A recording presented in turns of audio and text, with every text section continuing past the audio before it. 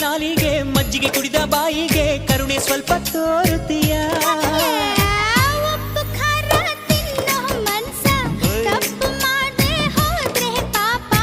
ಇಂಥ ಪೋಲಿ ಹುಡುಗಿ ಕನಸ ಕೆಡಿಸಿಬಿಟ್ರೆ ಅದುವೇ ಶಾಪ ಅಪ್ಪಿಕೊಂಡ್ರೆ ಇಲ್ಲ ಕೋಪ ಮಲೆನಾಡಡಿಕೆ ಮೈಸೂರು ವಿಳೆದೆಲೆ ಬೆರೆತರೆ ಕೆಮ್ಮು